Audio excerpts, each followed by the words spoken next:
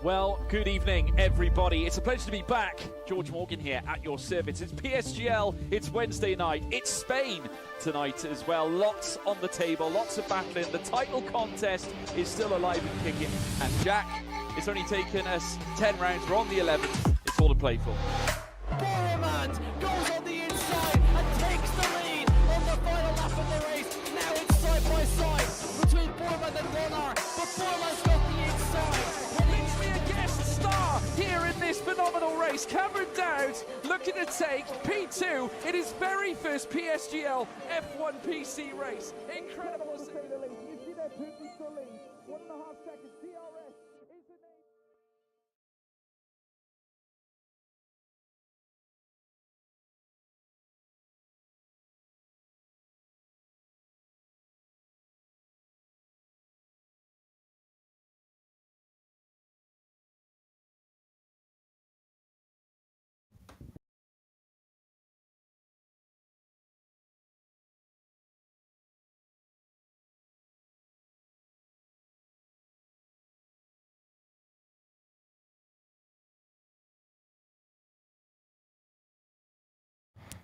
I'm doing very well and looking forward to another round here in PSGL F2. Definitely the best tier on the PlayStation platform. Don't tell that to the F1 guys. But yeah, glad to be back for the Bahrain Grand Prix. And Bahrain, it's always a good circuit. It always gives us some good racing action. So I'm definitely looking forward to this round.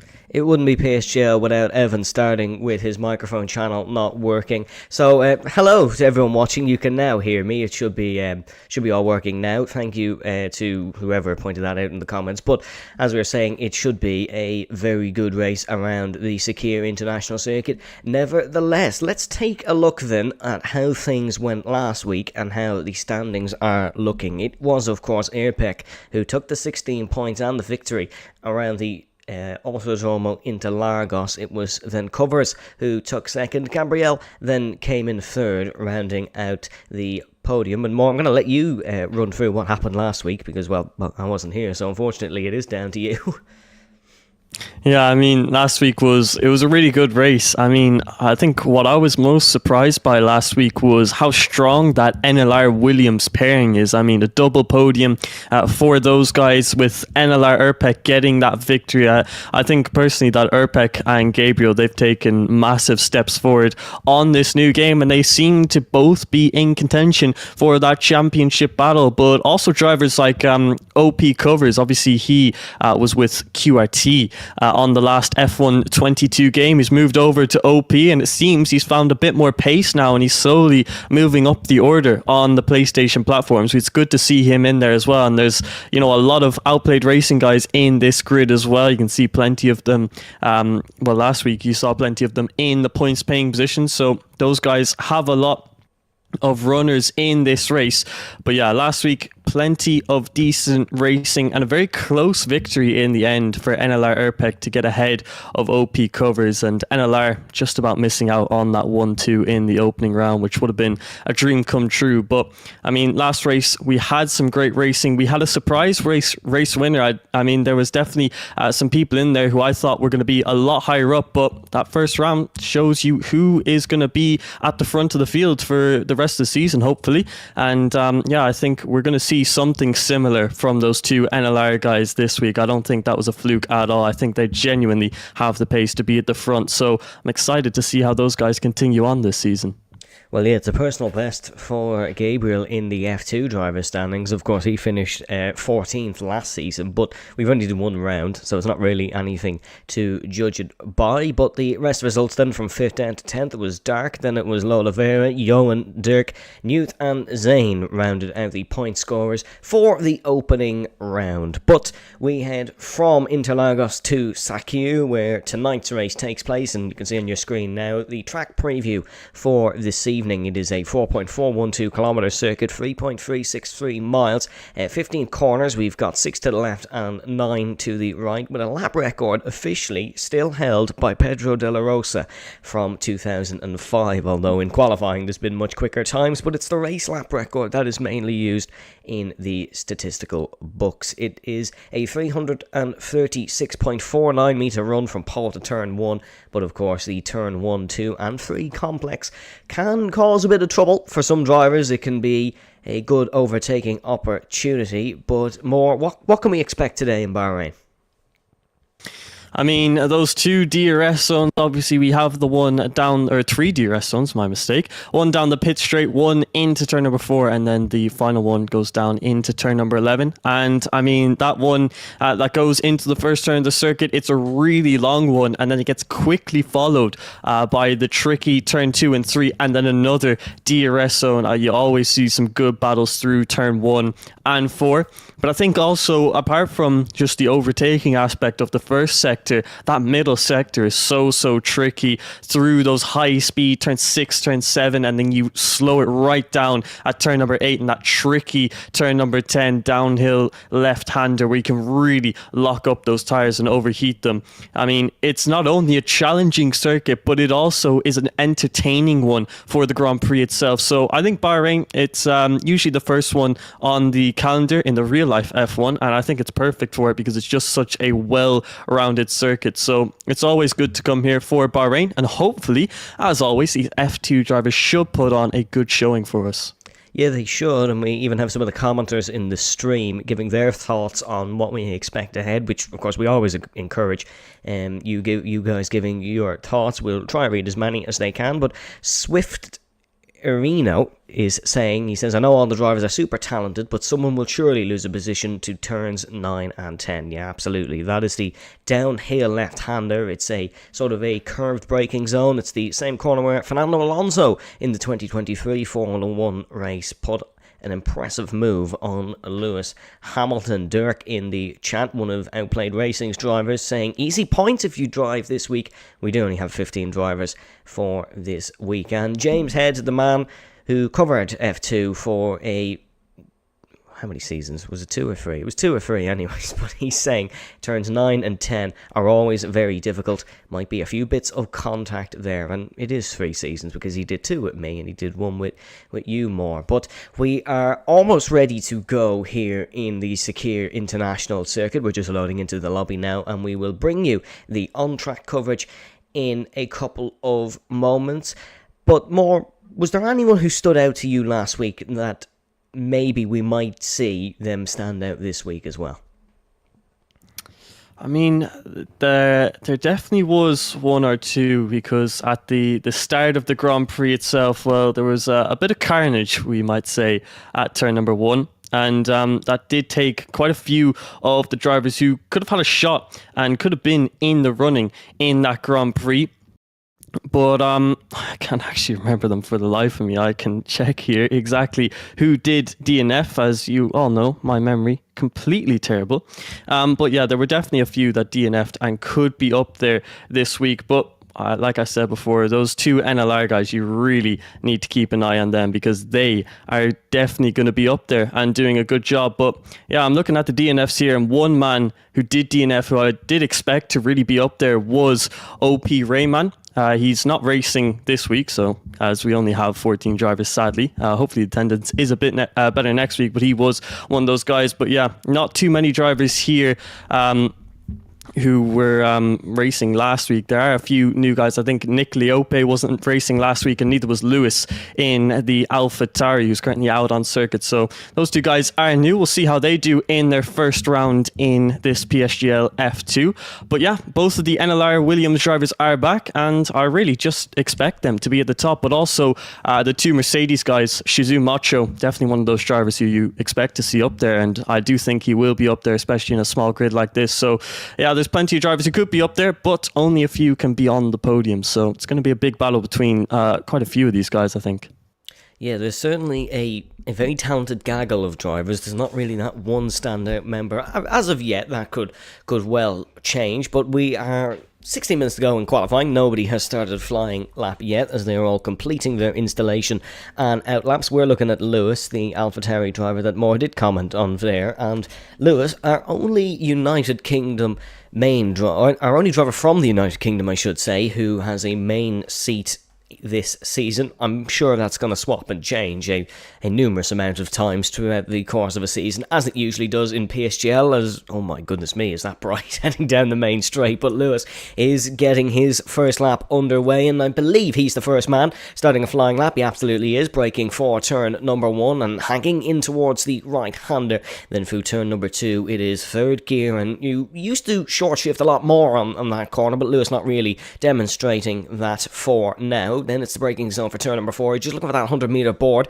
trying to rotate the car in fourth gear, and that corner is a lot longer than it seems on the entry. It's sort of a blind crest of a hill to exit, but Lewis managing it quite well. But these won't be the quickest laps of the session, and that is for sure.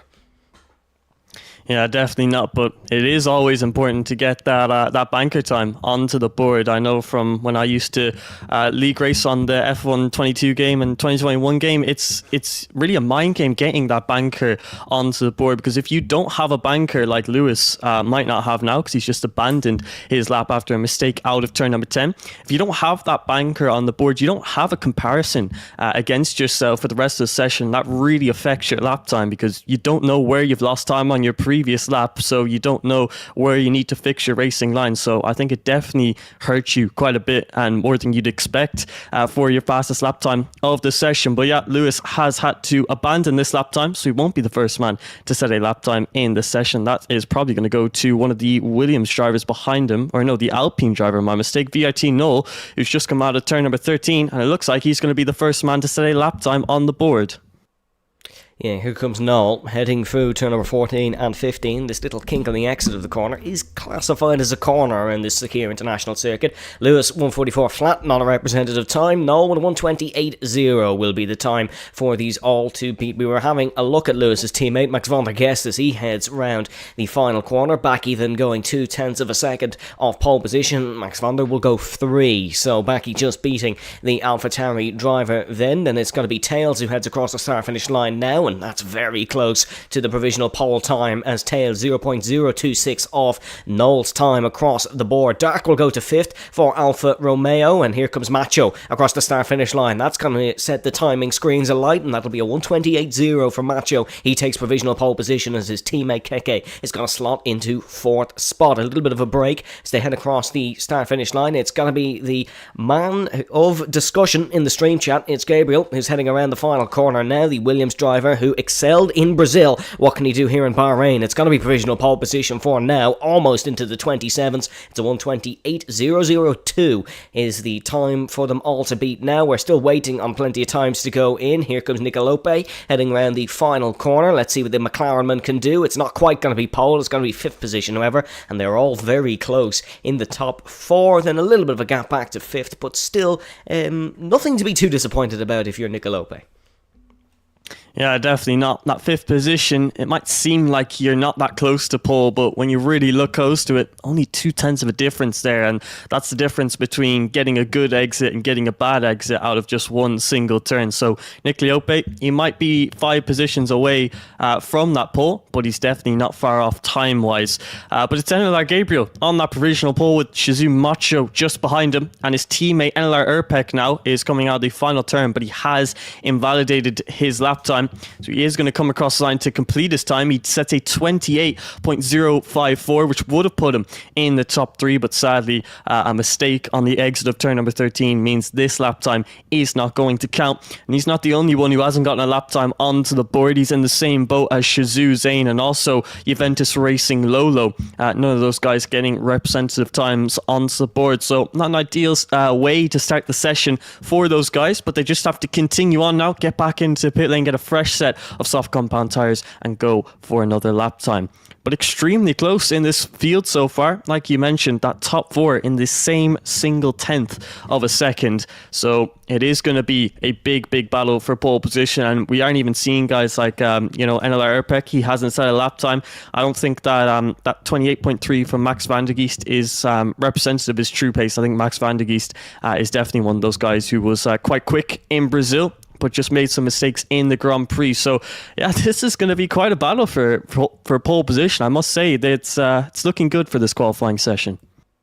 Yeah, it should be a very interesting one. Of course, Max, who currently sits in 9th and was very impressive in Brazil, is coming from the F8 tier in PSGL. That's where he ran his races last season, so it's great to see the promotion for Max to get to PSGL F5, although I think he might have been a few divisions too low. While we've a little bit of a break in the action, there's a question in the stream chat from our good friend Swift Areno, who's saying, so this is my first time showing up to one of the non-F1 streams. Firstly, thank you very much for choosing us. Are these drivers reserves for the F1 PSGL Championship teams, or are the team logos just that, logos with no connection to the drivers? Yep, they're simply just logos with no connection to the driver. They're the logos from the F1 teams. This is the F2 division. It has nothing to do with F1. It's just different tiers based on pace, and all the tiers have drivers of similar pace, so you do get really close qualifying, like the one we're watching right now. But there is 3 drivers on circuit. There is Zane, there is Macho, and there is Dark. Neither are pushing for the time being, but we are almost halfway through this qualifying, or so I believe. Oh no, yeah, we are. There we go. It's 9 minutes and 40 seconds. There's just a constant yellow flag in Sector 2 for Zane as he trundles around, just getting that little bit of extra temperature in the tyres, and he's just trying to get his Aston Martin ready for a push lap. He's certainly not improving in that middle sector, but you could tell that by the slow nature of the car. Hopefully Zane does go on a push lap. It'll give us something to talk about. But Zane, an interesting sort of driver, racing for the Shazoo Racing team, and Zane is looking to improve upon his P11 in the F3 Championship last season. He's actually coming into the pit lane, isn't he? Yep, he is. But he's already improved upon it. The fact he's in F2 says that, but he's looking to try and prove to the bosses at PSGL that maybe he has F1 driver potential. Let's try find somebody going on a push lap. I believe that man is going to be Macho, and more. Would you like to run through it? I definitely would, as Macho coming through the final 2 turns of turn number 14 and 15. A little bit of correction on the oversteer out of that turn. It will cost him a slight bit on the exit, but he now has that rear wing wide open as he comes barreling down this pit straight, getting ready for this heavy braking hairpin of turn number 1, braking at 110 metres, trying to get that car turned in as he's gone quite deep into that first turn, which makes it a tight line through turn number 2. Now it's another DRS straight. I'm sure we'll see plenty of moves coming into this 4th turn here, trying to hit that apex. He has gone a little deep, carrying the speed, maybe approaching with a different line through there, trying to get a good exit, I should say, as he now comes into the middle sector of the lap time. Very technical section of the circuit as he hits a lovely late apex through turn number 8 and getting a good exit. Don't want to get up on that exit curb as it is raised and will unsettle your car through turn number 10. Really easy to lose the rear end or lock up a tyre, but Macho gets the car dipped into the apex and takes it absolutely perfectly through there. Now through turn number 11, really want to carry some speed through here, getting nice and close to that exit curb, which is exactly what the Mercedes man has done, really riding that curb of turn number 12. You would not have seen that on the previous game, but out of the middle sector, he's not improving on his 28 flat, which means this might not be the provisional pole time of the session. He's just got one more braking zone to try and improve on that 28 flat that he set at the start of the session, but sadly, out of turn number 15, he has invalidated his lap time. He brings it right back to the pit lane, but plenty of other drivers are now setting lap times. VIR Dark, I should say, was one of them. He just set a 28.1. One man who has got amazing qualifying pace, got pole position for the last Grand Prix in Brazil. Currently P5 with a 28.1. Yeah, Tails was just behind Macho on the circuit, but he wasn't improving, and it seems to be common theme of things. There's not a lot of improvements on the circuit. There goes Max across the start-finish line. He's a man who's found an improvement. He jumps up to 5th position. Behind him then, I believe, is that a Williams or is that an Alpine? No, I think that's an Alpine, and I believe that's the Alpine of Noel, who comes into the pit lane. He has invalidated his time. Now it's a Williams, but it is Gabriel who has also invalidated. Drivers struggling on their second attempts at qualifying for this Bahrain Grand Prix. Here comes Nico Lope. Can he find something across the start-finish line? He can. That'll be a marginal improvement to 5th position. There's Johan going across the line in the background, and then it'll be the Aston Martin of Zane just starting a hot lap. Next is the Hasabaki, who, before we can look at him, he jumps up to 8th position, and there goes Irpek up to the top, and it's a Williams 1-2 here in Sakir. That's Irpek on provisional pole position by 0.053. That's a 127.949 for Irpek. As we can see, the bollard absolutely shattered at turn number 1. Dark heads into the pit lane as well, so really a lot of drivers struggling. Lewis, another one of those, but he is going to have a second bite of the cherry and go across the start-finish line. But it is that Williams pairing that we were talking about in the pre-race show. It's Irpek and Gabriel locking out the front row. Yeah, brilliant job from both of those guys. Obviously, Gabriel couldn't improve on his second lap there, but Irpek finally gets time onto the board, and it is blistering 27-second lap time there, and that puts him on provisional pole position. And once again, it's looking very good for NLR. But like you did mention, a lot of those guys on their second lap times, they didn't improve. They either invalidated or made mistakes, which prevented them from improving on their banker times. So surprising to see that at this Bahrain circuit, but this one is sometimes known for the difficulty to keep it within the track limits, because you'll see a lot of turns where the drivers really like to go wide on the entry, get as close as possible to that white line, and then do the exact same for the exit. Turns like that are turn number 4, turn number 14, turn number 11, the entry of that turn as well. So there's a lot of turns where you have to try and do that, and that's why invalidations are quite common and why we might see some 3-second time penalties in the Grand Prix. But Shazoo Zane has just finished up his lap time. He goes to P7 with a 28.1, and now I must say this grid is looking a lot closer than it did just a few moments ago. The difference in lap times between P1 all the way down to P10 separated by under 0.2 of a second, and that's most of the grid in that top 10 since there's only 14 drivers. So this is not only going to be a close qualifying session, but I think we are about to have a good race on our hands as well. But obviously this qualifying session isn't over, and pole position is yet to be decided, although it's looking good for that Williams pairing. Yeah, it is looking good for that Williams pairing, but as you said, we have the top 10 within 0.2 of a second, and 0.2 of a second is not a lot of time. It can be easily found if you made a little bit of a mistake through one of the corners, or if you mistimed an upshift or something, you might be able to get a little bit of that time, and then another little gain here or there. You can easily find 0.2 of a second, so there is a lot left in this session potentially for these drivers. There is one man out on track, that is Shazoo Zane, as we have about 3 minutes to go in qualifying. 3 minutes and 8 seconds to be exact, as Zane is going to head into the pit lane, I presume, and it's almost like the start of the session again. But these drivers are just making final preparations to their race cars. You're not allowed to change much now because you're in parc fermé conditions. You can change your tyres, your fuel load. I believe you can change a front wing or rear wing or one of them. I think it could be the front wing, and everything else is pretty much locked in until the race, and still even at that it's locked in. You can just make different adjustments before the Grand Prix, like tyre pressures and fuel loads, and you can always adjust your fuel load in Formula 1. But we now have cars back on the circuit, and it is the two AlphaTauris of Max van der Geest, and it is Lewis as well, and they are crawling on this outlap. To get to the start-finish line, you want to use pretty much none of your tyre wear. You want to keep it as low as possible so you have the ultimate grip starting your final lap in qualifying. But these guys do have to get temperature in them as well, so they probably don't want to go as slow as Max van der Geest is. Maybe sort of what Tails is doing, as Tails, the Brazilian driver, is looking to get a bit of temperature in to his Pirelli softs for this final lap shootout, and it should certainly be a good one. Almost everybody going to take part in it, as we now have the complete opposite. It's everyone out on track, bar one, as Shazoo Zane makes his way back onto the racing surface. Yeah, there you go. Everyone out on circuit, apart from Juventus Racing Lolo. I'm not sure if he's in the session because quali obviously ban, he hasn't set a lap time. Believe it's a qualifying suspension. That's why we're not going to see a lap from Lola Vera.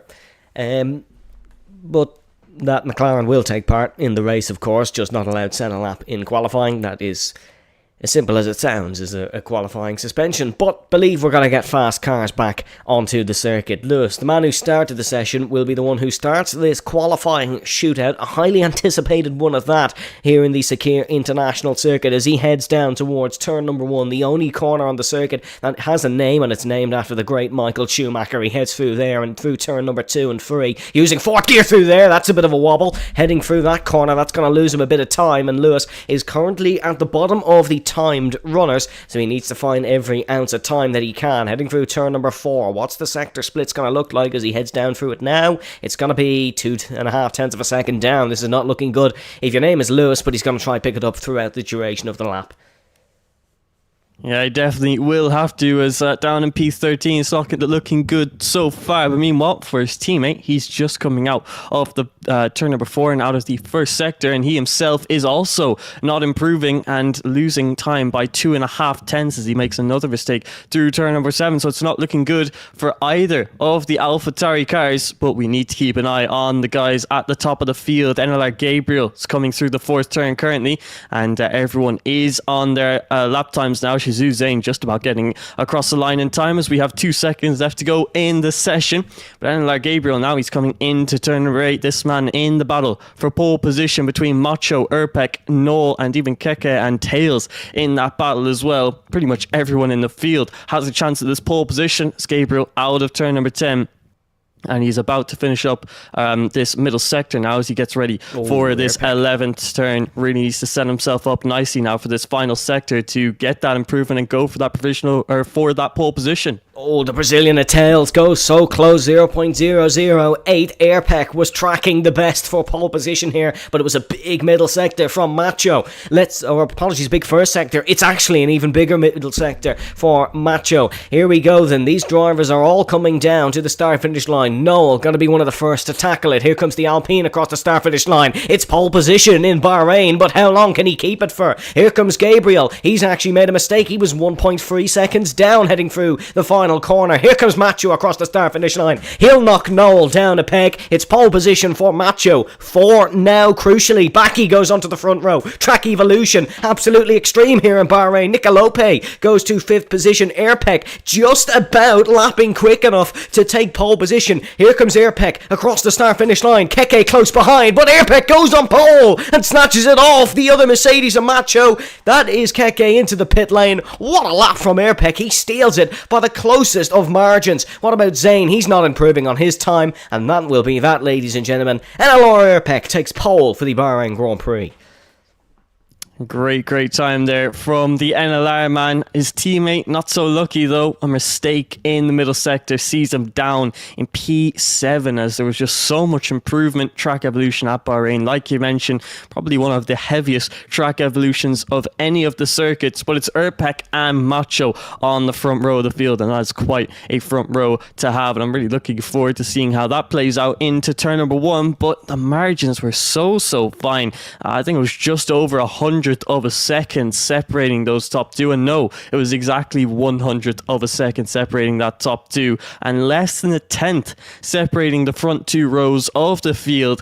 That is the type of qualifying session you love to see in PSGL, and hopefully this is representative of what we are going to see in the Grand Prix that's yet to come.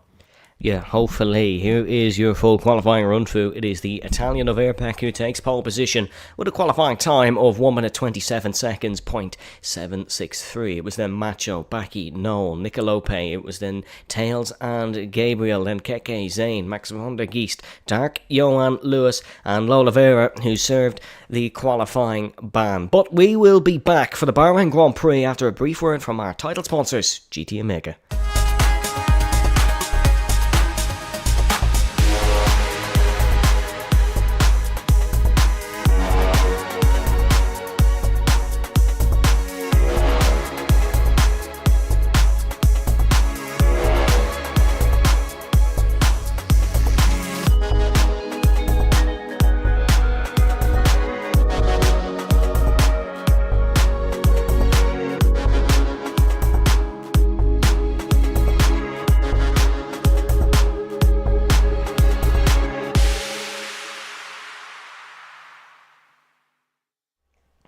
Welcome back to the Sakir International Circuit, ladies and gentlemen.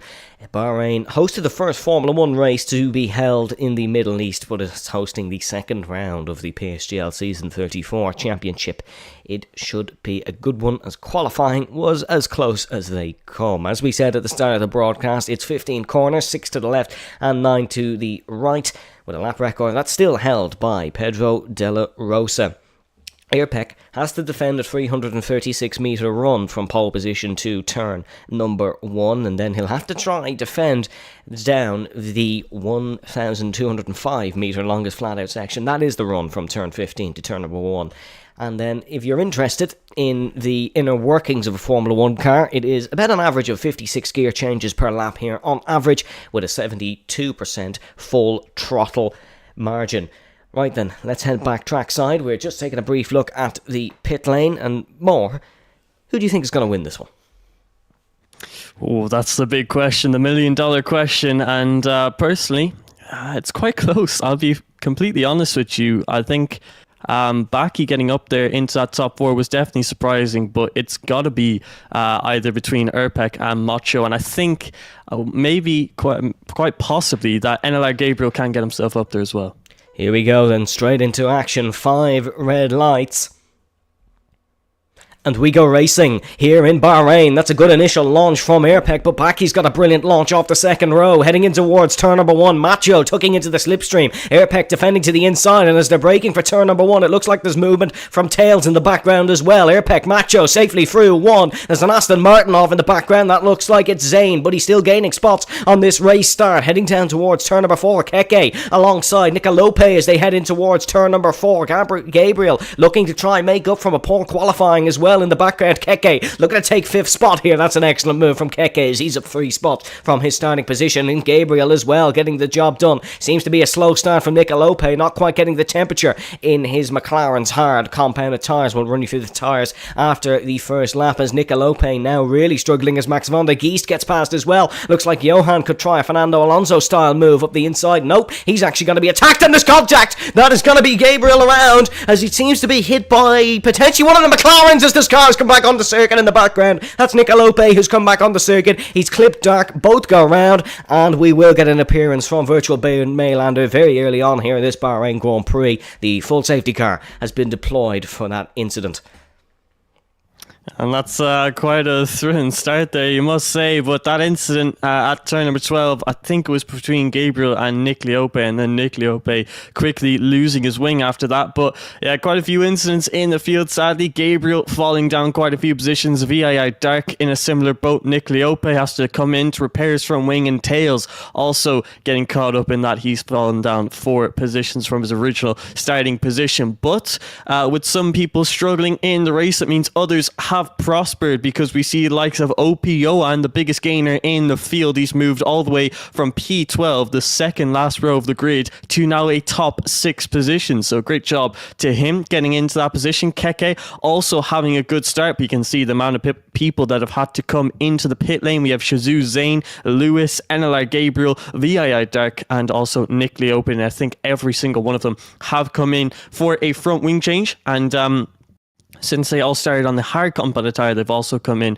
for those yellow wall mediums, which does mean that they are now officially on a 2-stop strategy. So it's not ideal making an unscheduled pit stop like that, but sadly nothing they can do about it now. They've just got to continue to push on. But further up front, NLR Airpec and Shazoo Macho, neither of them gaining or losing positions off of their original starting position. It was a pretty tame start in the top 4, but in the rest of the field, well, it speaks for itself from outside the top 9 currently. Well, we currently have all of the dry compounds available by Pirelli out on the racing circuit. It is hard tyres for your top 7, then Lolo Vera, I should say, going for the softs on the race start. It's worked out because the McLaren is now the lead McLaren and up to 8th position, but that's definitely, or more than likely, a 2-stop strategy. Tails then on the hards, and then everyone who did pit has gone for the mediums, and as Moore said, more than likely committing to the 2-stop. Pun not intended, as you're probably a bit sick of puns in F2 after having to deal with James Head for 3 seasons. Let's take a look at our stream chat then, and James and Swifterino agreeing At turn 9 and 10 did cause a bit of contact. Hello to Will Murdoch, the old, or I think former, PSGL F2 driver, and Will and James once again discussing Will's expedition to the Olympic Esports Series event in Singapore. Congratulations, Will, once again on your podium finish. But back to the PSGL F2 race so far. This is probably not ideal for Airpec because he got a good race start, but he's not able to try pull away from Macho behind. He will have to conduct another safety car restart and try to extend the margin once again. But it was a fairly clean start from the front row, from the second row as well. Back he got a good getaway initially. He just kind of got caught up in a few bits and bobs into turn number 1, but he's still a solid fourth. But yeah, all the chaos coming from the back of the grid. The top 5 still intact. It is Airpec leading from Macho, Noel, Baki, Keke, Johan, Max van der Geest, Lolo Vera, I will get it right eventually, Tails, Zane, Lewis, Gabriel, Nicolope, and Dark. Thankfully, I think, for our sakes, we still have 14 drivers in this Grand Prix.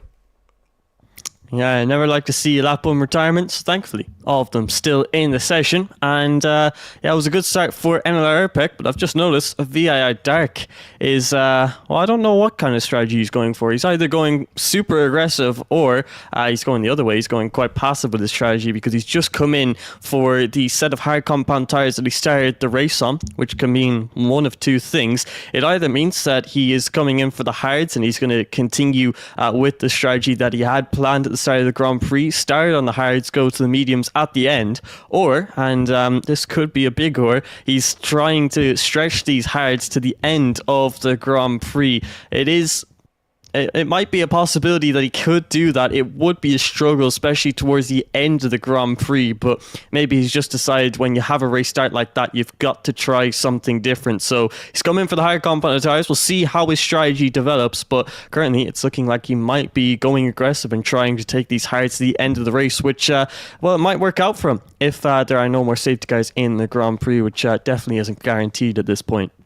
Well, as we are on lap 3 of 29, Airpec is going to have to conduct the first of, well, we don't know how many safety car restarts here at the Secure International Circuit. The Williamsman heads through turn number 14 and 15, and we go racing once again as he has bolted out of the exit of the corner, but Macho has stayed with him. It wasn't necessarily the best of restarts from Airpec, and Macho will now get the slipstream, heading down towards turn number 1. The Williams defence to the inside. Macho going to brake for the outside, braking just after the 150 metre board. Macho trying the famous switch back in the up and under, and now he's just got a little bit squirrely on the exit of turn number 3. That might be Macho's chance gone as he's gaining in the slipstream. Is it going to be a late braking manoeuvre in towards turn number 4 for the Mercedes? It absolutely is not, and Max van der Geest is now going to try one up the inside of his outplayed racing teammate Johan. Little bit of contact between the two drivers, both on the hard tyres. No tyre advantage for these, but they do got to keep an eye on Lolo Vera in the background because that McLaren is feisty on those soft tyres heading in towards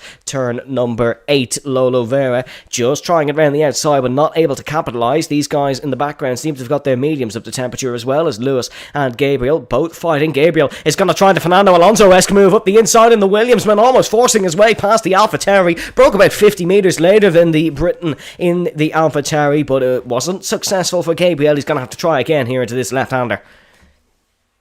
Yeah, Gabriel trying to get himself up the order as quickly as he possibly can. He's battling hard with Lewis through the middle sector, but Lewis just about holds on to that position as they head through turn number 12, and he holds that P11 position. But like Gabriel, he definitely knows that he needs to get a move on, definitely knows he isn't where he would have wanted to be off of the race start, and he's got to try and rectify that now. But we see Lolo Vera on the soft compound tyre hasn't made much progress on that first lap of the safety car restart, which is surprising, but now is the time to make some progress for the only soft compound tyre runner in the field. He overtakes Max van der Geest with ease down the pit straight, coming down into turn number 1, promotes himself into the top 7, and he's now in between the two Outplayed Racing drivers, which means his next target is going to be the Outplayed Racing man of Johan as they head down into turn number 4. Not close enough to make a move just yet, but you can tell that the mood has definitely changed in the field. Everything a lot calmer off of that restart than it was on the race start itself. So everyone knowing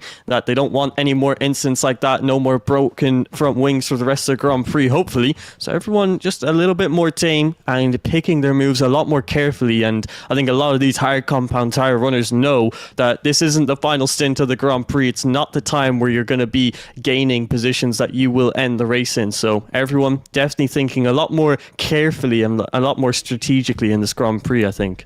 Yeah, and I have to say, Airpec's pace was looking very good for a part of that lap, but now it seems to be the second sector where he struggles, and Macho almost getting out of shape, and the Mercedes-man, I was going to say, was gaining on Airpec through that middle sector. He then touched what used to be called the curb of death, and he lost a bit of time from it. Dirk saying, why is the stream behind? Unfortunately, that's just how a live stream works. It will always be behind the live action. Even the live pictures you see on TV in Formula 1 and whatever sport you like, they are technically behind as well. And that's unfortunately just how it works. Here comes Macho gaining into the slipstream. Lewis with the fastest lap of the race, quite surprisingly. You think it would come from Lolo Vera on the soft tyres, but no, it's the mediums that are the quicker at this stage of the race. The softs, not really a viable option around Bahrain.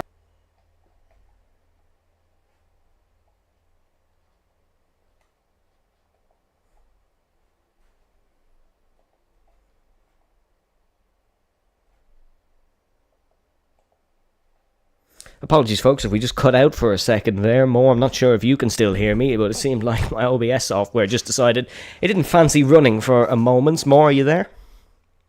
Yeah, I am. Sorry, I just cut out there. I must have accidentally muted my mic. Apologies for that. No, don't worry. I think it was an issue on my end. The stream kind of cooked for a moment, but we're back still live and still on lap 6. Gap still 0.4 of a second at the top, and everything is everything's still running smoothly for now. But you would like to think that these guys are probably just waiting for the pit window at this point. Yeah, they definitely are. They want to get onto those nice medium tyres, as the guys at the back of the field currently are.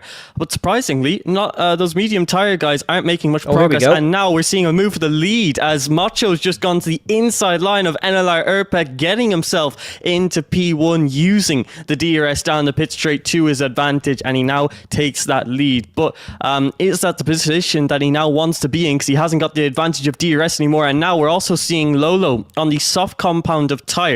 He's actually falling down the order, so it must mean that the softs are beginning to drop off and losing pace. So yeah, like you mentioned, it is very interesting that he's gone for those soft compound tires, as usually on the last game they were not very durable, and now already after just 6 laps of wear, he's lost 2 positions in the matter of just a single sector. So Lolo definitely struggling now. We'll have to see if he can at least keep in the DRS of Tails, but it's not looking good for him so far. But Macho, he's taken the lead of the Grand Prix, and he might actually be trying to pull away because he's extended that gap to Erpek behind by 0.8 of a second. So he's definitely got good pace out in front. We'll have to see how that gap develops though. But yeah, you're definitely right with these drivers waiting for the medium compounded tyres. The only battling is currently between Macho and Erpek, and then obviously Lolo losing some positions to Tails and also Max Vandegie. So he's not in a comfortable position. We'll have to wait and see when he decides to go for his probably a hard compound tyre stint.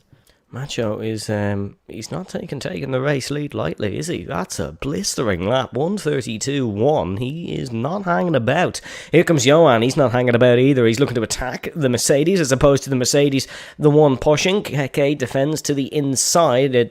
Defense or attack is the best form of defense, I should say, because he's now attacking Baki heading in towards turn number 4. Here comes the Mercedes tucked into the slipstream and looking for a dive into turn 4. It seems not quite close enough. He's just going to play a casual. Keke, the season 33 Formula 3 champion, of course, heading into the Formula 2 season for this season. That is Lolo Vera, who I think unfortunately is not feeling the best on those soft tyres. A pit stop maybe in due course for that McLaren. McLaren running 12th and 13th, 2 non-point scoring positions here in Bahrain. And if you're a fan of McLaren in PSGL or in F1, you are very much used to mixed feelings at this Sakir International circuit. But Macho's attempts were no good. He's not managed to drop Erpek out of DRS. Gap stands at 0.6.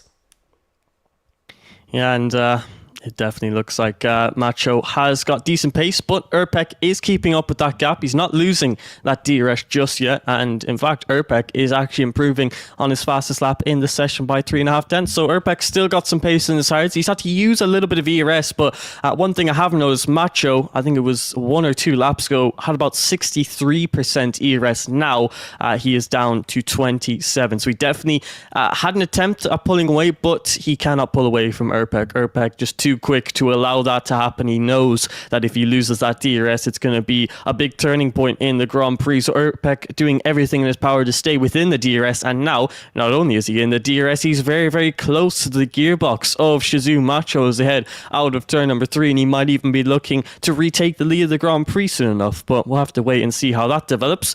Meanwhile, further back, Lolo continues to lose positions as now his teammate Nick Liope goes to the inside line into turn number 4. The medium compound tires a lot more grippy. Lolo having to go off the circuit there as he just hasn't got the grip to stay on. Loses another position in this Grand Prix, and actually he's lost his teammate DRS to the top 11. Hopefully Nick Liope can catch himself back up, but right now it's not looking good whatsoever for Lolo. And in fact, another man it's not looking very good for is VII Dark. We haven't really spoke upon him because he's been down in P14 ever since he boxed onto those hard compounded tires. Could possibly be struggling with a setup issue. I believe I said he was on pole position last Grand Prix. That's incorrect. He was P2 in qualifying, but now he seems to be struggling a lot more for pace in this Grand Prix. I do believe that he qualified in P11 it was, and the pace just hasn't been there in qualifying or the Grand Prix, so a shame to see for the only Alfa Romeo racing tonight. Hopefully safety car can help him in his attempts to score some more points, but right now the focus is on the front as Erpek getting closer and closer to the back of Macho, but he might have lost a bit of time to VIT Knowles ahead into turn 1. Here we go. This is going to be a freeway fight towards turn number 1. Knoll looking to be the meat in the Mercedes and Williams sandwich in towards turn number 1, but that gap swiftly closed. Erpek retakes the lead of the Bahrain Grand Prix, and the Williamsman is going to lead us up towards turn number 4. Knoll still right on the gearbox of this Mercedes. He's getting the double slipstream in towards turn number 4. Macho going to try the long way around the outside. Knoll is the best camera point you'll ever see in this battle. Look at Erpek, hits the curve, runs wide, almost chopping off the front of Macho. Macho very aware there and hooks it up the inside, and the Mercedesman, he retakes the lead of this Grand Prix on lap number 10. That's very smart driving from Shizou. Macho and his teammate Keke, big dive up the inside. These three all battling at the top is allowing them to back up in towards the middle of the pack, and it allows Keke and Johan to find it out a lot closer to the front. Johan diving up the inside in towards turn number 10. The Ferrari-man nudging the side of Keke almost, and the finishman looking to try get back up into 5th position. Ferrari versus Mercedes, a classic F1 battle as Johan actually has a slide mid-corner. Keke gets forced off the circuit. Keke now falling down and is the lowest of the hard tyre runners now at this point in the Grand Prix. Keke losing positions very quickly here, and he's gone off the circuit again. Is there potentially damage for Keke? But he is losing positions really, really quickly. He might have to rechange his strategy now, maybe go for the undercut in this Grand Prix. But that's one lap done. Now we go back and do this all again here. Here comes Erpek in towards the slipstream and DRS. There's no holding back as Baki is now attacking them both, heading in towards turn number 1. Baki has slingshot from 4th. He could have gone to 1st if the straight was about 100 metres longer maybe. Baki now up to 3rd position past Knoll. Macho not quite getting the run on Erpek. Erpek retakes the lead of this Bahrain Grand Prix, and now as they all just settle down a little bit, they go back line astern in towards turn number 4. It is a new leader, and it is the Mercedes powered Williams leading over the quite obviously Mercedes powered Mercedes. And there you go. We're now getting into the final few laps of this hard compound tire stint, and everyone is beginning to squabble for a position just a little bit harder. And that was beautiful, actually, from Baki to get himself into P3. It's extremely difficult to make moves when you've been caught in a contact! That's like Max this. van der Geest into the back of Knoll. Yeah, that's Max van der into the back of Knoll. I think they both might have just escaped that one. I'm not sure if there's any damage on Max. We won't find out until the corner, but certainly Knoll is okay. Everything looks okay from a visual perspective, but it's Codemasters. That doesn't mean a lot anymore, unfortunately.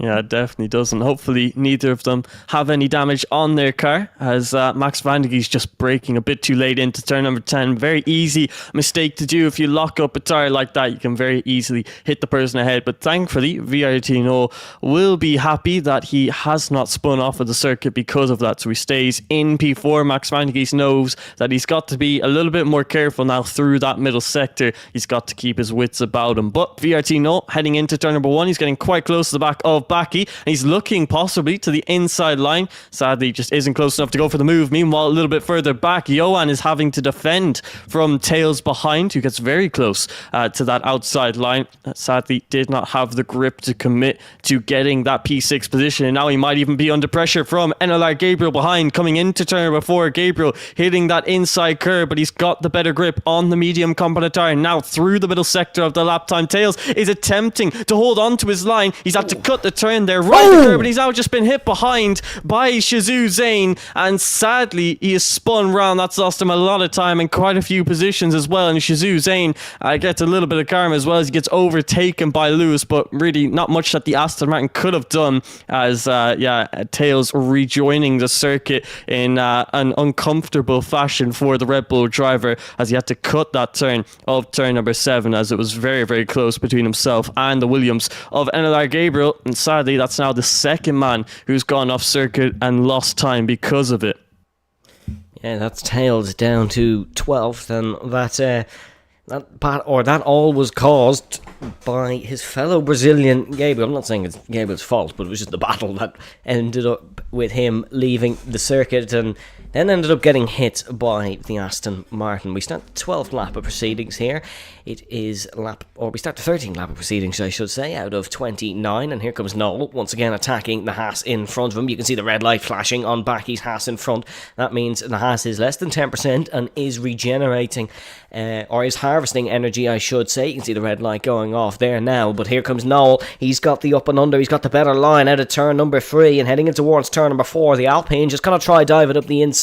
Keeps his car in, keeps it in. The Haas drawing around the outside, and that's going to work out quite nicely for Noel. He's up to 3rd, back onto the podium here in PSGL F2. If you're enjoying the action so far, make sure to pop a subscription on the YouTube channel, pop a like on the stream as well, and check out our title sponsors, GT Omega. We are slowly but surely getting into the pit window. The undercut is good, but the overcut seems to be the one a lot of these drivers may go for, because fresh tyres in this game just have a huge advantage to older ones, and we've sort of seen that here. We saw with Lolo fell down the grid very quickly once his tyres were older than the rest.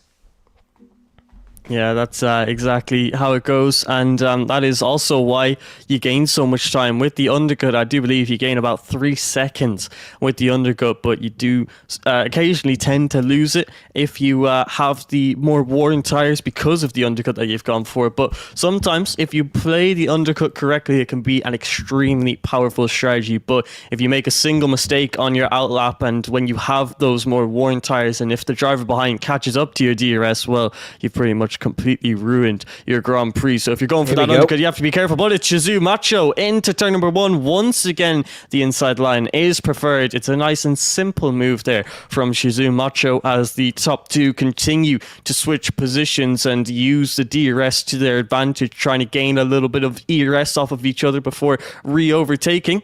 And now Macho is back up into lead. Keke sets the fastest lap of the Grand Prix. Had to box quite a bit earlier because of the slew of mistakes that he made at the end of lap 11.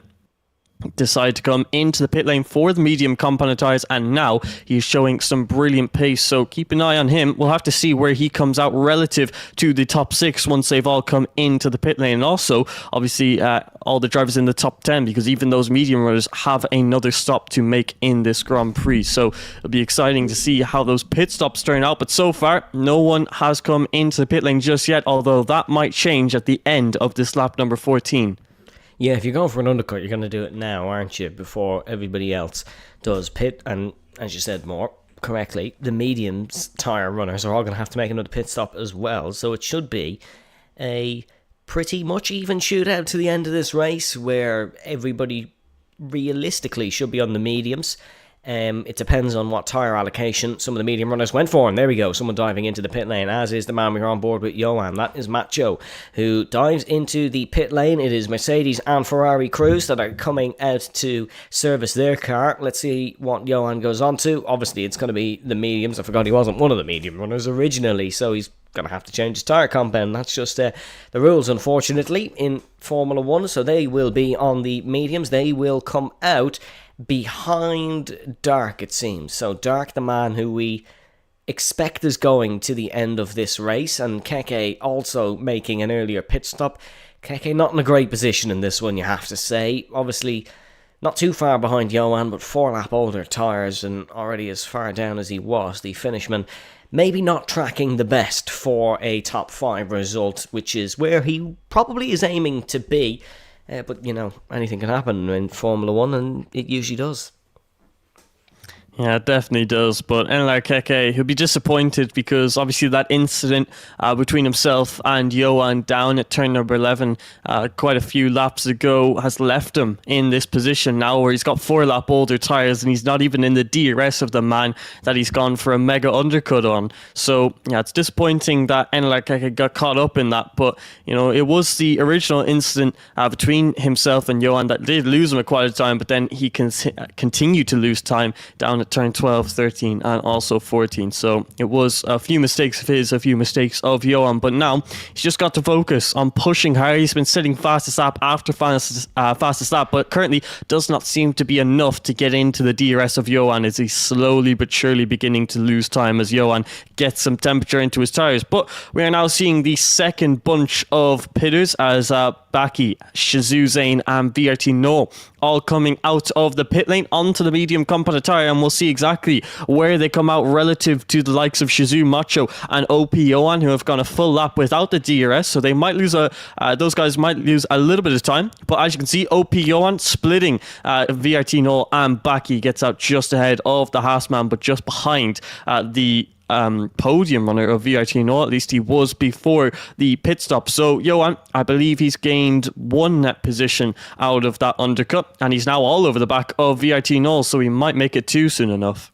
Yeah, Johan getting a positional gain, Macho just getting a large time gain. He's now 2.7 seconds ahead of the Alpine, who he was almost in a fight with in the earlier stages of this race. Didn't necessarily go side by side with him, but the top 4 were too wide down the straight at one point. Very NASCAR-esque, I suppose you could say. But lap 16 out of 29, we are expecting even more action on the pit lane this time. Specifically, if your name is Airpec, there's action on the circuit. If your name is OP Johan, he goes up the inside of VRT Noel. Noel trying to round the outside as well, but is this going to be successful? That's a difficult move from Noel. It's not quite going to work out, but he didn't really have any other choice. And Johan now up to 9th position, the undercut working very well, and the tyre advantage for Noel in the later stages of the race isn't going to be too great because there's only a lap in the difference. It's not going to make that much of a difference. But here we go then. Airpec into the pit lane. Williams crew services their car fairly swiftly. Macho is going to get the position. That's just how it's going to work. The question here is, where does Airpec come out in relation to Noel and Johan? Here we go, down in towards turn number 1. We're almost free abreast heading into here. There goes Airpec. He's just trying to outdrag the Haas of Baki. Baki running across the curb on the outside, just trying to get this position. The Haasman and the Williamsman, side by side. The Alpine looks to make it free. They're free wide on the apex at turn number 4. Free wide. The man who wasn't free wide comes out on top. Johan looking to get the spot in towards turn number 5. He doesn't quite get it. Baki gonna come out on top here. Johan almost getting the mother of all switchbacks through turn number 4. He almost switched back 3 different cars. That would have been insane if he had pulled that one off, but it wasn't quite successful. Now Noel just looking to get past Airpec. Airpec not in a good situation here. Really not in a good spot if he wants to still try win this Grand Prix, as Macho dispatches Dark for 4th position. The Mercedes-man of Shazoo Macho looking really good for the race win now, potentially. He definitely is, and like I said, if you don't make any mistakes with that undercut, it's probably the most powerful strategy you can go with. Macho predicted that possibly NLR Airpec was going to begin battling with Baki, Johan and VRT Noel. They have begun battling, and now they're about 4.5 seconds away from the Mercedes drivers, so it's played out perfectly into Shizu Macho's hands. But that was great situational awareness there from OPO and gaining himself 2 positions there as he moves himself into what is now P6 after VIR Dark finally decides that 16 laps on the hards is a bit too aggressive. He's going to have to come into the pit lane now. No round! Has just been slammed into the back of Shizu Zane, braking way too late. Turn number 1, he's completely punted VRT Null, and now that's the second time that Shizu Zane has been caught up in an instant. VRT Null is down into P11 because of that. He's still in the DRS of NLR Keke ahead, but yeah, such a shame for Null. NLR Keke actually decides to give up the position to Null. Not too sure why that was. Maybe Keke was the cause of that incident. I'm not too sure. I just saw Zane hitting the back of Null, but once again Zane now loses a position to OP Max van der Geest, who gets himself up into P8, and Max van der Geest goes deep into turn number 10, so he's going to lose that position once again, falling down to P9. So it's all starting to kick off on lap 18 of 29. The drivers getting a little bit aggressive, and we're seeing that now in the mistakes that they are currently making. But that's a lot of action in the midfield, but if we look further towards the front, the top 3 all on the medium compound tires, yet to box, but now is the lap 16 laps on the mediums. That is enough for them. They've come into the pit lane for their final stop in this Grand Prix. Will they go for the mediums or the softs? You can only assume that the mediums is the tire that they want to go for, especially after seeing what happened to Lolo. So they all come in for the mediums, and actually NLR Gabriel's onto the soft compound of tires, so it's not the mediums for him. And in fact, the only man who's gone for the mediums is Lewis. Oh, here comes Airpec. Airpec going for the double whammy in towards turn number 1. He's got the Ferrari. Won't quite get the Haas, but the Haas runs wide. That's potentially tactical from Baki, and Airpec gets the position over Johan. Anyways, that's bitterly disappointing for Noel, the Hungarian driver. Maybe on course for a podium here in PSGL F2, but yeah, bitterly disappointing, and I imagine there'll be some form of penalty for whoever did hit him round, but we think it's Zane. We're not quite sure. It may have been Keke, but Airpec not able to get the job done on Baki. He got the job done on the Ferrari of Johan, and a bit of a funny story for why Johan teammates Newt isn't here. He fell asleep before the race and didn't make the race start. So that's unfortunate for Newt, the German driver, not making an appearance here in Sakir. But his teammates trying to do the best for the team and currently runs 4th. Yeah, OPO, and he's doing a good job in this Grand Prix. Definitely happy with what he's done. I mean, the racecraft that he has been showing in recent laps has allowed him to get into the position that he currently finds himself in, and allowed him into the battle for a podium as well. But you can see a little bit further behind, Max van der Geest is showing some fantastic pace. He was outside of the DRS of Johan, continues to be outside of it, but he is slowly but surely getting closer to the DRS of the Ferrari ahead, and Shizu Zane is even struggling to keep up with the AlphaTauri. But NLR Gabriel, like I mentioned, he's gone onto the softs along with Nick Leope as well. We're seeing a move for P2 as Erpek makes a nice and easy move with the straight line speed and the advantage that he has in the power of DRS. Gets him into P2 in this Grand Prix, back to where he was before the pit stops. The only difference, 4.5 seconds away from our race leader Shizu Macho. And I mean, at the end of the day, on this F1 23 game, you really need to prioritize your strategical abilities, because that is going to be the deciding factor in most Grand Prix. Shizu Macho decided the undercut was the right strategy. He decided perfectly, and that decision alone is probably going to win him the Grand Prix. So, brilliant from Shizu Macho. And if anyone is engineering, good job from the strategy from those guys. But yeah, you can see Max van der Geest is now into DRS of the top 4, and he's brought with them Shizu Zane and BRT Nolan also, and like Gabriel on the soft. So the battle for P2 in this Grand Prix goes all the way down to P8, and well, you can see the man in P8, and like Gabriel goes for a quick move on VRT Nolan with the power of the softs. Yeah, the softs working well. You would be inclined to think that Airpec on the fresher tyres could catch Macho, but he's not currently doing that. It's a 4.6 second gap now. It was 4.5 a few corners ago. It was 4.7 at the point, so to be fair to Airpec, he's not dropping too far back, but it's not a rapid catching that Airpec needs if he wants to try win this Grand Prix. He's got to just dispatch Baki and hope that the Haas doesn't catch him. Gabriel sets the fastest lap of the race on the soft compound tyres. He gets past Shizu Zane, and look how late Zane's braking. You think he would have learned potentially from hitting Noel. He almost runs into the back of the late braking as it was Gabriel. But Gabriel is on the move, looking to recover from a potentially disappointing qualifying. To be fair to him, he still qualified well. He had a good lap. Unfortunately, it was just one of the closest qualifyings maybe in the last couple of seasons of PSGL F2, which left him down the order. Here comes Max van der Geesten looking for a move on OP Johan. He's 2 lap fresher tyres on board the Alpha Tauri, which makes a slight difference. Nothing crazy. Like, Gabriel will probably look to finish this race in second as it stands, because he's on the back of Max van der Geest. If he can get past him, he'll probably get past Johan fairly quickly as well, then Backy, and then you would be inclined to think the two Williams wouldn't fight each other that hard. That was a little mistake from Johan though. Maybe the medium's just starting to degrade that little bit after 6 laps.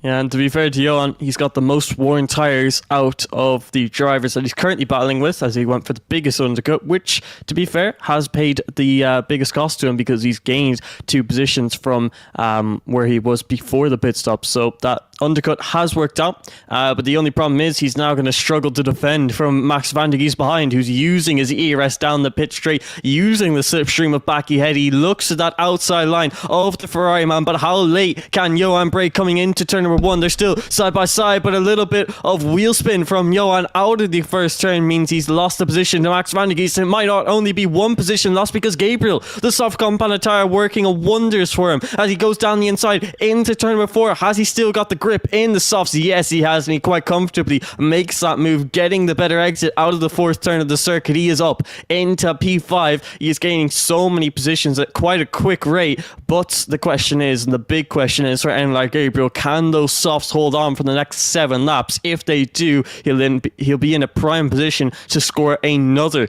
double NLR podium, but for now he's just got to focus on making moves and worry about tyre wear later. But yeah, Johan's just lost 2 positions. So I said he has the most worn tyres because he had an undercut that gained him 2 positions. Well, he's quite quickly lost those 2 positions. He's now down back into P6 with Shizou Zane within his DRS. But NLR Gabriel, once again, he's close to the back of Max van der Geest, and I think we're about to see another move from the NLR man. As one thing to note, NLR Erpek, slowly but surely, I think he's gained 1.2 seconds over the last 2 lap times. So NLR Erpek displaying good pace, but is there enough time in the Grand Prix for him to actually catch up to our race leader? Well, that's really good pace from Airpack. He's caught a lot quicker than you would have expected. The problem is he still has about 6 or 7 cars right on his tail. And if he just runs... Oh, look at this from Max van der Geest. Speaking of running wide, Backy was just about to run wide, but Max wasn't hanging about. He gets the job done up the inside of the Haas. Here comes Gabriel. It's almost like a game of chicken where the AlphaTauri is running away from the Williams at this point. Anything you can do, I can do better, says Gabriel as he goes up the inside of the AlphaTauri, heading through turn number 4. Now the next man who Gabriel is attacking, it is Max van der Geest, and Williams looking for that 2-3, or the double podium, I should say, once again here in Bahrain. The only problem is, and the only fear if you're Gabriel is, we saw Lolo Vera's tyres drop off after about 6 or 7 laps. Gabriel's going to have to do a lot more than that, and Lolo Vera had a safety car period included in that as well. Bear in mind it was only a 2-lap safety car period because we got going fairly quickly. Still, 2 and 3 laps of rest pretty much from Lolo Vera, who currently runs in 12th position. The Juventus Racing driver, just in McLaren on a reserve basis. But still no points being scored for McLaren as it stands, although Nicolope will know that Tails has to serve a 5-second time penalty at the end of this race for an incident on the 20th lap of the Brazilian Grand Prix. Nicolope will be trying to get within that 2-second window to counteract his 3 seconds.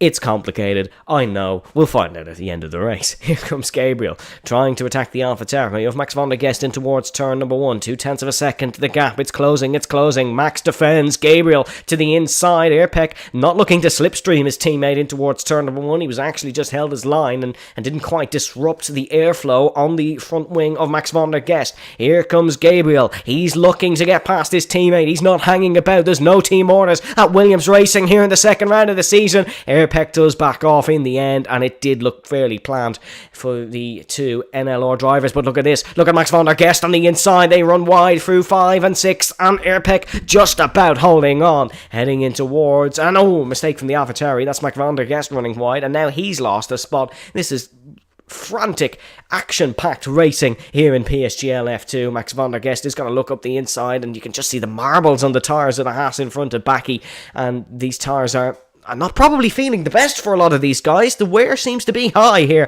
as now look at Johan up the inside trying to attack his fellow outplayed racing driver. Johan, I thought he was going to go for Baki as well, but he didn't quite go for the Haas driver. Here comes Johan heading in towards the next sector. Not quite good enough. But up the front, I must say, the gap is now 2.1. Is Macho starting to feel a little bit nervous as that's a car off the road? That's Nicolope, who has found the gravel trap on the exit of turn number 11. And doesn't look like he'll be being able to break into top 10 after that incident. But at the front of the field, I mean, that mistake from Max van der Gest down at turn number 8, that's cost him heavily. But he is trying to regain positions as he moves back up into P4. And Opie Johan is trying to get in on this action as he looks at that inside line at turn number 1. Can he hold on to it, though? He's got the outside for turn number 2. It's going to be a struggle for him as he tries to get the better traction back. He really squeezed him to the absolute limits of this Bahrain circuit, but they both stay pointing in a straight line. Baki holding that 5th position, but it could not have gone more perfectly for NLR. That mistake from Max van der Gest has cost himself, Baki and Johan probably a decent chance at a podium in this race, because now NLR, Williams, they're working together. Gabriel, while he's still got life in the softs, is dragging his teammate closer and closer to our race leader. The gap, 1.5 seconds. That's 5 tenths away from the DRS, and NLR, Williams, they did it in Brazil. They're doing it again. You love to see the teamwork between these guys, and now Gabriel is trying to present Airpeck with an opportunity to win this Grand Prix. It's definitely going to be a struggle, but they have got an opportunity, and while they're catching up to Shizu Macho, they're also pulling away from Max van der Gest. So when Gabriel's tyres eventually drop off, he will have a bit of a buffer to hopefully keep himself in a podium position. So NLR, Williams, once again doing a brilliant job at what they are doing, and the teamwork, you love to see it between the two of them. So it's looking like it is going to end for a good race for them, but they've got to hold on now. They've got 3 more laps. They've got to try catch up to Shizu Macho, but NLR Gabriel, like you said before, Lolo, his softs only lasted 6 to 7 laps. Gabriel has now got 7 laps of wear on his soft compound tires. So is he going to be able to gain any more time to our race leader? That's the big question. Well, if you're a cycling fan, you have probably been watching the Tour de France in the last month, and you'll know that one rider usually breaks away, and then the rest of the close-knitted group all work together to catch up, known as the peloton. The 2 Williams drivers are well and truly our peloton here at the Sakir International Circuit, and Macho is our breakaway rider. Most cycling races end in a sprint to the finish. If this race ended in a sprint to the finish, I don't think there would be any negative comments on it, let's say. And certainly the 2 Williamses are working very well together here. 1.3 the gap, but Gabriel's tyres are slowly but surely starting to fade. You can see he's not gaining as much as he was before, but the psychological advantage is well and truly in the Williams' hands as well, because Macho will be knowing, right, the gap was 4.5, it's now 1.2. That hints at I'm not the quickest here, and that does eventually weigh on you, but Macho driving well, driving consistent, and that might just win him this Grand Prix. We are starting the 27th lap of proceedings here in the second round of the PSGL F2 PS Championship. If you're enjoying the broadcast so far, make sure you do pop a subscription on the YouTube channel and like the video. Let's hold that thought for a second. The 2 Williamses are not working together anymore, and in towards turn number 1 and 2, they make contact! Round goes Airpeck, he's hit off by his teammate into towards turn number 1. The peloton are not working together anymore. Airpeck has been sent spinning down the order. It's a two-way dogfight at the front. Tensions rising at Williams. Here comes Zayn going around the outside. Both Mercedes powering these two cars, but one car potentially with a bit of damage on board. The other with 11-lap-old tyres. Drama here in Sakir.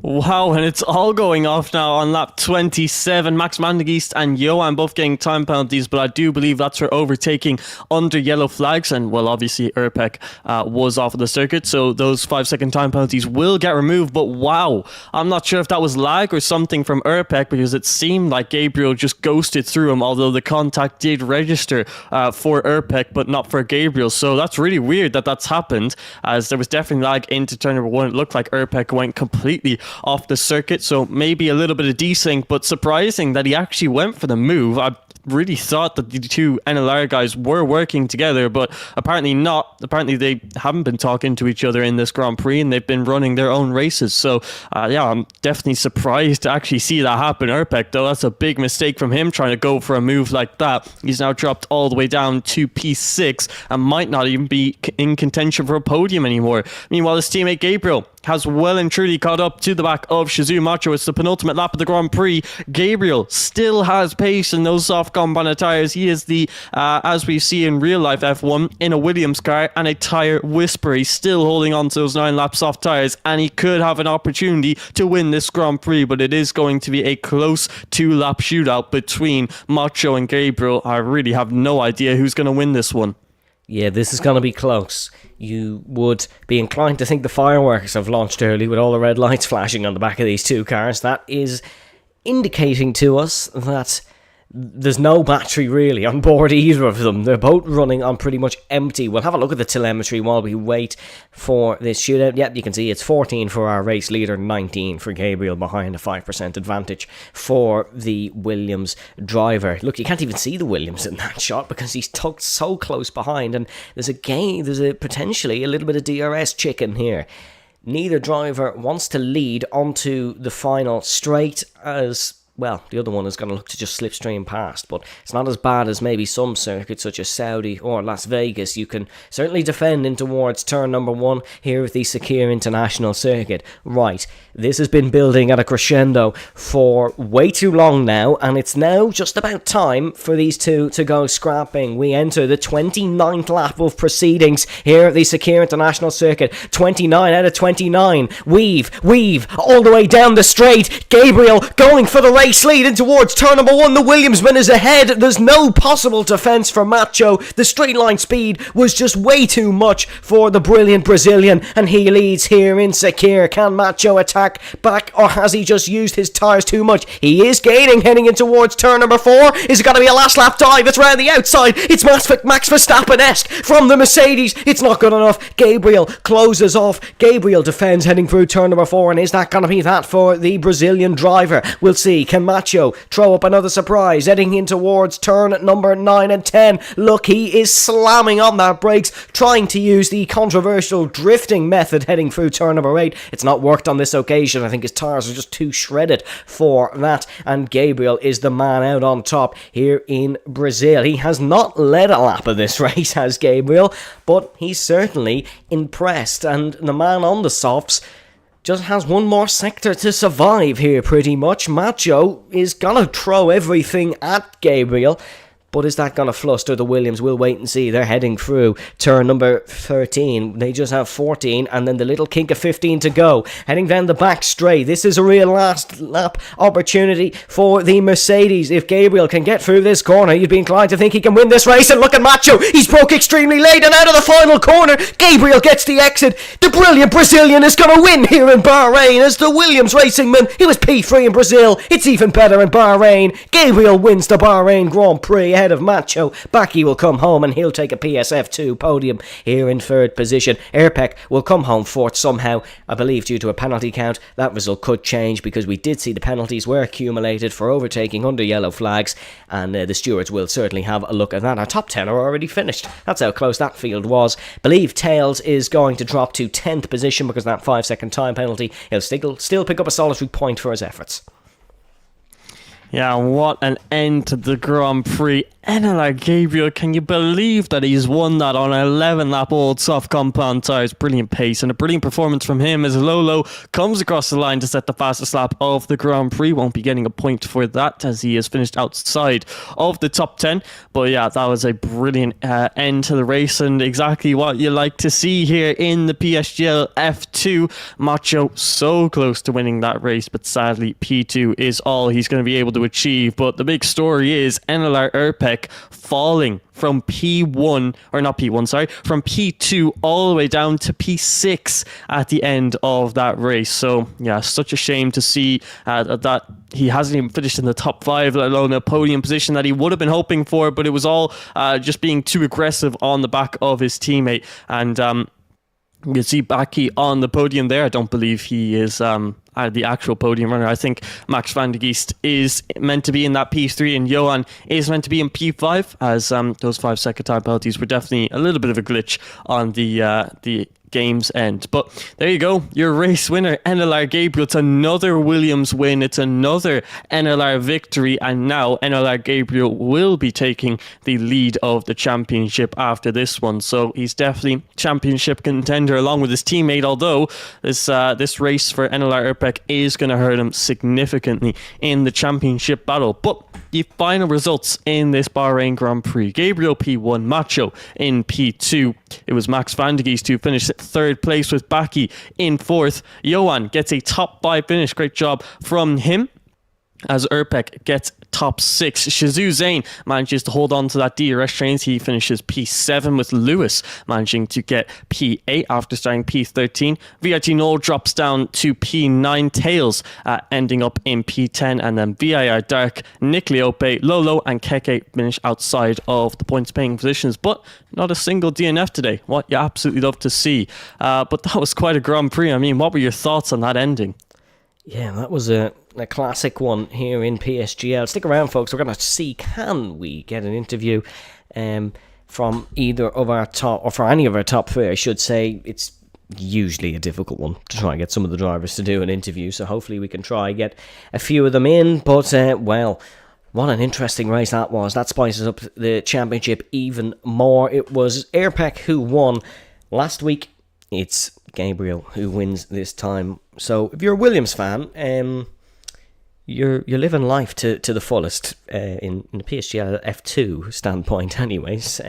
Maybe not so much real life, but in PSGL F2 you're certainly having a good time. But no response from the drivers in terms if they want to do an interview, but we can take a look at the PSGL calendar heading into next week. Of course, we didn't race at Las Vegas this evening. We raced at Bahrain due to different track glitches and stuff. That was changed, but there's no updated graphic, unfortunately. Next week, though, we do head to Silverstone for the British Grand Prix, and then it is the Lusail International Circuit for round number 4, and then we do head to the Red Bull Ring in Spielberg. The Styrian Hills will be alive with race cars for the Austrian Grand Prix. That is week commencing August 10th to 14th, and then round 6 to 11 will be decided in due course, I imagine. But I'm not too sure we're gonna get any words from our top 3 drivers. They're leaving me on red, but more.